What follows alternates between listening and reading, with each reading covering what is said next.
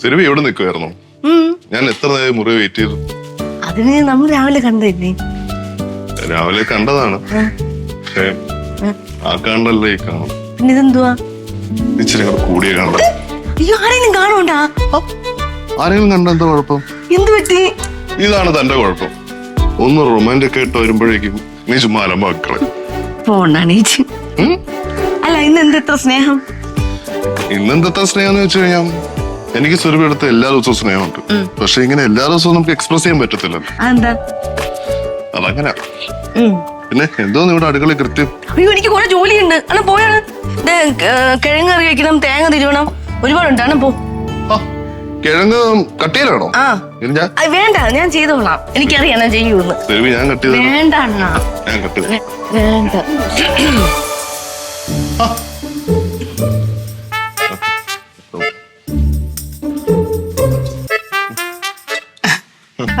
നിനക്ക് ഇന്ന് എവിടെയും പോണ്ടേ? ഇന്ന് പോണ്ടേ ഏട്ടത്തി. നീ എന്താ ഇവിടെ? സുരഭിക്ക് കിഴങ്ങ് എരിഞ്ഞു കൊടുക്കാൻ വേണ്ടി സഹായിക്കും. നിനക്ക് കിഴങ്ങ് ചെയ്യാനൊക്കെ അറിയോ? ഇങ്ങനെയൊക്കെയല്ലേ പഠിക്കുന്നേട്ട. ഞാൻ ഇച്ചിരി വെള്ളം കുടിക്കാൻ. എടുത്ത് വെള്ളം കുടിച്ചോ? അതെ, കുടിക്കുക. കുടിക്ക. അപ്പഴേ നിങ്ങളുടെ അരിയിൽ നടക്കട്ടെ. ശരി. ഞാൻ പറഞ്ഞ ആരെയും വരുമെന്ന്. ആരെങ്കിലും വന്ന തന്നെ എന്താണ് കുഴപ്പം?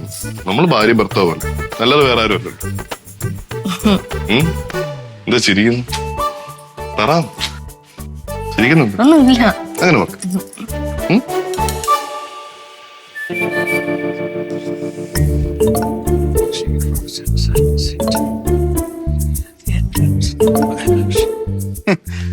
വായിക്കായിരിക്കും. അല്ല, ഞാൻ കിടന്ന് ഉറങ്ങുമായിരുന്നു. എന്താ നീ വന്ന് ചിരിക്കുന്നതിന്റെ കാര്യം പറഞ്ഞു? ചന്തയിൽ പോയിട്ട് വരായിരുന്നു. ഞാൻ ആലോചിച്ചോണ്ടിരിക്കുകയായിരുന്നു കൊച്ചമ്മ. നമ്മള് പുറം പണിക്ക് ഈ ഭാഗത്തെ പണിയും കൂടെ ചെയ്തോണ്ടിരിക്കും. പുറം പണിക്ക് പെട്ടെന്നൊക്കെ ഓടി വന്ന് എനിക്കും ചെയ്യാൻ പറ്റില്ലല്ലോ. നമ്മളെ പുറം പണിക്ക് വേറെ ആരെങ്കിലും വേണോ കൊച്ചമ്മ? അതിനും മാത്രം പുറംപണി എന്തോ ആണാവോ ഇവിടെ ഇരിക്കുന്നത്. നിനക്ക് ചെയ്യാനുള്ള പണി പോലും ഇല്ലല്ലോ. ഞാനത് ചിന്തിച്ചു. അപ്പൊ അകത്തെ പണിക്ക് ആരെങ്കിലും വേണോ? അകത്തെ പണി നന്നായിട്ട് ചെയ്യുന്നവര് വല്ലതും ഉണ്ടെങ്കിൽ നമുക്ക് നിർത്താം. എന്റെ കയ്യിൽ ആളുണ്ട്. പാവപ്പെട്ട വൃത്തിയും വെടുപ്പുള്ളൊരു ശാലീനിയായ ഒരു പെൺകുട്ടിയുണ്ട്. വിളിക്കല്ലേ ഞാൻ. എത്ര ശമ്പളം കൊടുക്കും കൊച്ചമ്മ? നിനക്ക് തരുന്ന അതേ ശമ്പളം അതിനും കൊടുക്കാം. അത് മതിയാവും. അതിന്റെ ആവശ്യം വരും. മതിയല്ലോ. പിന്നെ അകത്തെ പണി എന്ന് പറയുമ്പോ എന്തൊക്കെ ചെയ്യേണ്ടി വരും?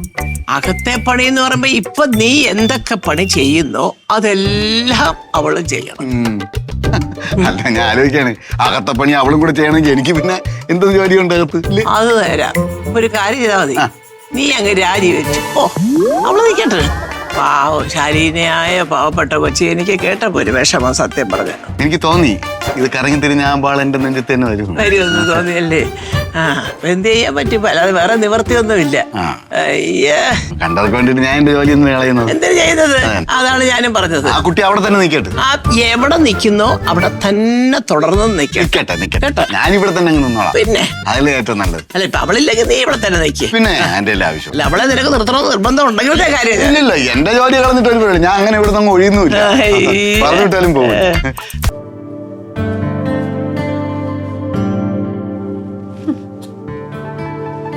എന്ത് ഒരു ചിരി? എനിക്ക് ഏട്ടനെ കണ്ടിട്ട് സഹതാപം തോന്നുന്നു. അല്ല, ഇത്ര സുന്ദരിയായ ഒരു ഭാര്യ ഇവിടെ ഉണ്ടായിട്ടും അവളെ പ്രേമിക്കാതെ ഈ ലാപ്ടോപ്പിനെ പ്രേമിച്ചുകൊണ്ടിരിക്കുന്ന ഏട്ടനെ കണ്ട പിന്നെ എനിക്ക് സഹതാപമല്ലേ തോന്നേണ്ടത്? ലാപ്ടോപ്പിന്റെ കാര്യം പറഞ്ഞത് മനസ്സിലായി. ഈ സുന്ദരിയായ ഭാര്യ എന്ന് പറഞ്ഞ് ആരോ ഉദ്ദേശിച്ച? അവളുടെ പേര് ലക്ഷ്മി മേനോൻ എന്നാ. മനസ്സിലായോ? ആ കുട്ടി അത്ര വലിയ സുന്ദരിയൊന്നുമല്ല, ഒരു ആവറേജ്, അത്രേ ഉള്ളൂ. അതെയോ? ബിലോ ആവറേജ് ആയ നിങ്ങൾക്ക് എന്നെ പോലൊരു ആവറേജ് പെണ്ണിനെ കിട്ടിയത് തന്നെ ധാരാളം. ഇനിയിപ്പോ സുന്ദരിയെ കിട്ടിയിട്ട് എന്തിനാ? ലാപ്ടോപ്പിനെ പ്രേമിച്ചോണ്ടിരിക്കാനല്ലേ ഏട്ടന് ഇഷ്ടം? അതെ. എന്താ നിന്റെ ഇന്നത്തെ പ്രശ്നം?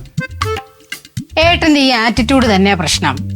2024 കഴിഞ്ഞ് 2025 എന്നിട്ടും ഏട്ടന് യാതൊരു മാറ്റവും ഇല്ല. നിങ്ങളുടെ അനിയനെ കണ്ടുപിടിക്ക. അവര് ഏത് സമയത്ത് എന്തൊരു റൊമാൻസാ, കൊതിയാവും കാണുമ്പോ. അയ്യേ, എന്തോന്ന് ലക്ഷ്മി, നീ എന്തിനിങ്ങനെ അവന്റെ റൊമാൻസ് ഒക്കെ പോയി ഒളിഞ്ഞു പോയിക്കൊണ്ടിരിക്കണം? ഞാൻ ഒളിഞ്ഞു നോക്കാൻ പോയതൊന്നല്ല. പിന്നെ വെള്ളം കുടിക്കാൻ വേണ്ടി അടുക്കളയിൽ പോയപ്പോ ഞാനൊന്നും അറിയാതെ കണ്ടതാ.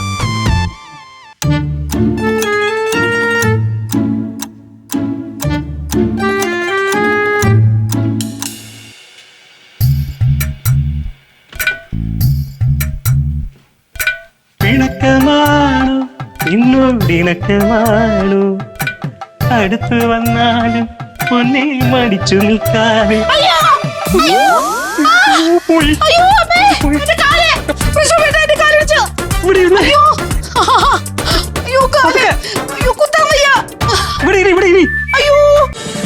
ഫ്ലവേഴ്സ് ഒരുക്കുന്ന കാഴ്ച വസന്തം യൂട്യൂബിൽ പ്രേക്ഷകർക്ക് ലൈവായി കാണാം.